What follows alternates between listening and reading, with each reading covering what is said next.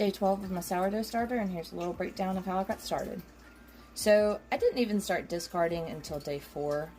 Now you do have to do discards when you're still establishing your starter, because the bacteria in it is not good yet. You're still establishing your yeast, and you do not want to keep the discard.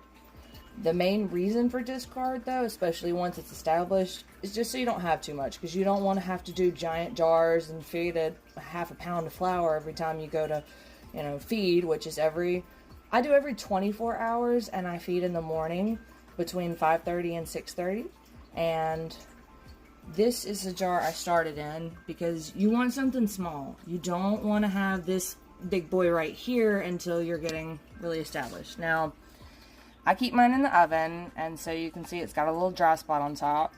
That's what that is. I'm about to discard the little crusty top only, and then you can see the nice lovely sourdough underneath. I will be feeding that. Now, I mostly just eyeball it. With that much flour, I'll probably do 6 or 7 teaspoons of flour, because I just do teaspoons. I don't do the cups. I don't know why yet. I'll get there. And then I have a water bottle. I just use my refrigerator water, and then I let it get room temperature overnight so that it's ready for the next morning. But yeah, there is not a set guide of how much flour. Now, you don't want to do big ratios, and you do need to feed it at least what is in here, because you need it to be able to do its thing. I'm not an expert, but I'm figuring it out. But yes, once you get there, you'll be fine. Scrape your jar and then wipe the inside. Otherwise, it gets this little crusty, lovely look. I just put more flour in yesterday, and it happened to do extra stuff, but this is the jar I'll be keeping it in, because you can see where it rose. That is so easy to clean off. So I will be keeping it in my bigger jar. I also want to make multiple things once this gets started, so I want the bigger jar.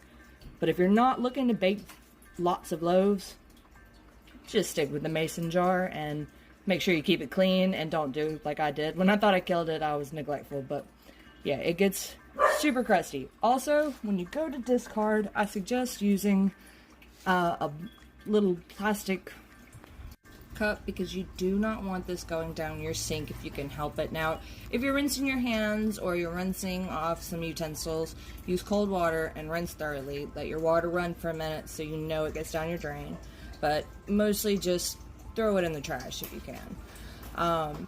Now, for this jar, I would probably say when it gets to right there, I would give it a little bit of a discard, and then I'm going to add probably 5 cups of flour,